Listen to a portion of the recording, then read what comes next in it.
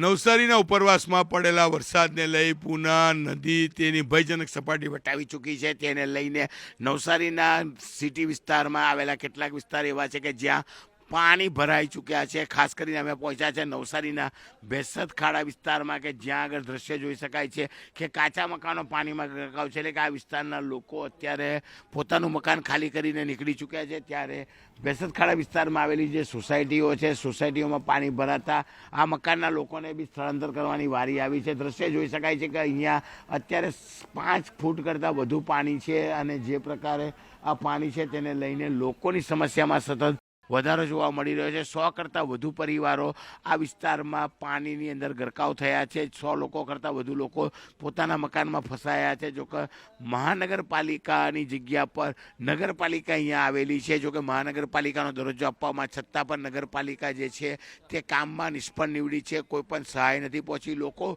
પોતાના જીવના જોખમે અહીંયા તમામ વસ્તુઓ લેવા પહોંચી રહ્યા છે. ત્યારે દ્રશ્ય ઘણું બધું કહી જાય છે કે કયા પ્રકારની પરિસ્થિતિ છે.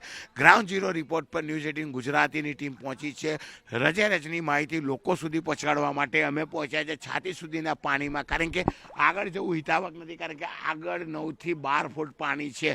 ગત વર્ષે આ જ જગ્યા પર પાણી ભરાયા હતા. ત્યારે ન્યૂઝ 18 ગુજરાતીની ટીમ અંદર પહોંચી બિલ્ડિંગ બહાર રહેતા લોકોની સમસ્યા બતાવવાનો પ્રયાસ કર્યો હતો, પણ ચોક્કસપણે અત્યારે આ સમસ્યા બતાવાય તેવી પરિસ્થિતિ નથી. કારણ કે અહીંથી આગળ જવું હિતાવક અમારા માટે નથી. કારણ કે અમે તમારા સુધી એટલે કે દર્શકો સુધી જ્યારે પહોંચવું હોય ત્યારે ઇલેક્ટ્રિક ઇન્સ્ટ્રુમેન્ટ અમારી પાસે છે. અને તમામ વસ્તુ જો પાણીમાં પડે તો તેને નુકસાન મોટા પ્રમાણમાં થાય એવું છે. એટલે કે ગ્રાઉન્ડ ઝીરો પર ચોક્કસ અમે પહોંચ્યા છે પણ બતાવી શકાય તેવી પરિસ્થિતિ નથી. આ દ્રશ્ય જોઈ શકાય છે કે સોસાયટીની અંદર પાણી પ્રવેશાય છે. સોસાયટીમાં લોકો ઉપર ઊભેલા તમે દ્રશ્યમાં જોઈ શકાય છે કયા પ્રકારની પરિસ્થિતિ છે. એટલે કે ખરેખર નવસારીની હાલત કફોડી બની છે. સ્થાનિક જે વસાહત છે, વસાહતના લોકોનું સ્થળાંતર કરવામાં આવ્યું છે, પણ જે સોસાયટીમાં રહેતા હોય તે લોકોને પણ અહીંયાથી બહાર નીકળી જવાની તંત્ર દ્વારા સૂચના આપવામાં આવી છે. પણ જે એપાર્ટમેન્ટમાં રહેતા 100 કરતાં વધુ પરિવારો અત્યારે અહીંથી બહાર નીકળી શકે તેમ નથી. જીવન જરૂરિયાતની વસ્તુ લેવા માટે પરિવારના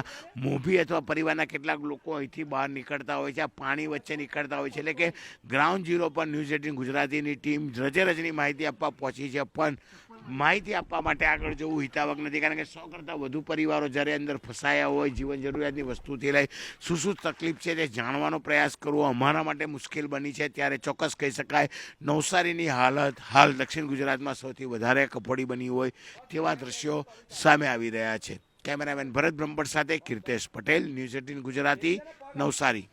અંબિકા નદી અને કાવેરી નદી તો હાલ ભયજનક નથી. પૂર્ણા નદી 28, આપણે પૂર્ણા નદીની 23 ફૂટની ભયજનક સપાટી છે. 28 થી ઉપર પણ આ રેન્જમાં પાણી જાય છે. નવસારી જિલ્લામાં હાલ સુધી આશરે 2200 લોકોને આપણે શિફ્ટ કર્યા છે. આશ્રય સ્થળોમાં સ્થળાંતર કરવામાં આવ્યું છે. એમાંથી નવસારી શહેર વિસ્તારમાં રેલ રાહત કોલોની, બાલાપીર દરગાહ, દશેરા ટેકરી, રુસ્તમવાડી, બીજલપુર જેવા અને અન્ય નીચાણવાળા એરિયાથી આશરે 100 લોકોનું સ્થળાંતર કરવામાં આવ્યું છે.